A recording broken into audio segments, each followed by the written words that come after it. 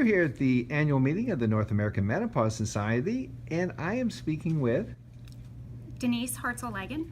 And Denise, you are? I'm a physical therapist. Here at...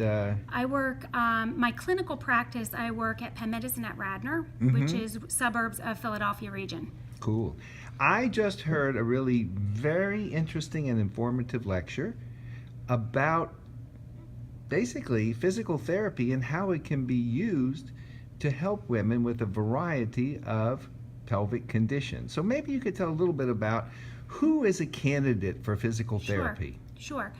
So pelvic floor is a series of muscles that sit deep within the pelvic region. And so it's a series of muscles similar to other muscles that you can clearly see and you go to the gym and work out using your biceps or your arms and your legs and you're doing a workout that you see get better in terms of getting firmer or getting more toned. Whereas the pelvic floor muscles have an extremely important role with our body, but we have a hard time really recognizing where those muscles are because we can't see them. So they sit deep within our pelvic region, so really between the bones that you're sitting on, including the front bone, the pubic bone, your end of your spine called your coccyx, and between your two sit bones called your ischial tuberosity. So that's really the bones that you're sitting on, and that's where those muscles sit, right in between there. And what do they do?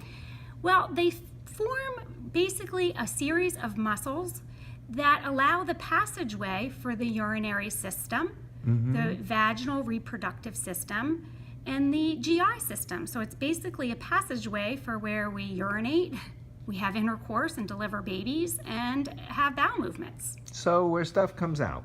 Correct. It's a passageway emptying, yes. And so for women who are having trouble with that, for instance, the kinds of patients you see, I believe, you talked about many kinds of patients, but just for purposes of time, you focused on women who had problems with their urine, and some women have problems with their bowels. Correct. And maybe we could just focus on that a little bit. So if there are any leakage problems, whether it be from the urinary system or from the bowels, that's not normal. And that can happen at a very early age. It can be even in adolescence, or it becomes more prominent as we get older. But it really is never a normal symptom, and it's not really a normal part of aging. So the thing is that a lot of people used to think that if they had a problem down there, that they were going to end up with a big operation.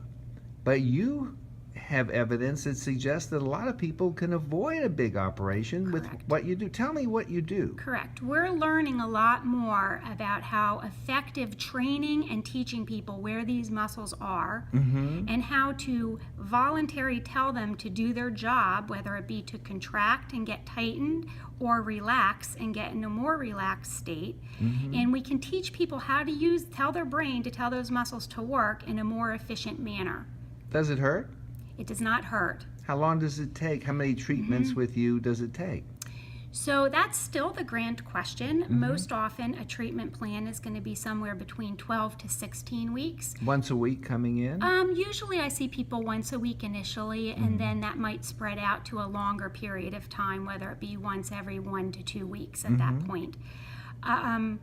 Usually for a simple voiding problem, it's probably a range of 6 to 8 visits with a physical therapist. And in that much time, you can go from wetting yourself or having a very sensitive bladder to having much more confidence and control. Correct. There should be an improvement of symptoms during that time. Hopefully resolution, but that may not be the case. That long-term practice that you're going to do is really where the long-term benefit comes in, is really compliance and keeping with it. So you give people tools to keep their muscles strong that they learn over 4 to 6 weeks, and then they continue to take that home with them and practice to continue to keep that strengthening of those muscles so that they continue to have success. That's correct, and we also take it to the next level in really how to integrate using that muscle from a functional perspective. So meaning, can you pre-contract those muscles prior to a cough or a sneeze or to standing? That would help kind of a stress activity that may cause some leakage.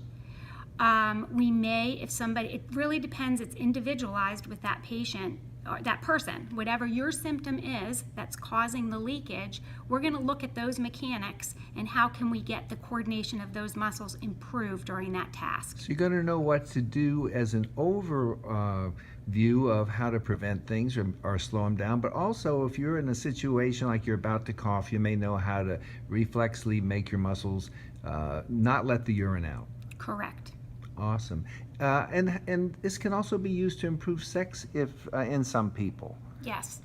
So the pelvic floor muscles, as it relates to intercourse, really can depend on what the driver is for that. So from a muscular standpoint, we can look at maybe the history that has happened during a woman's lifespan.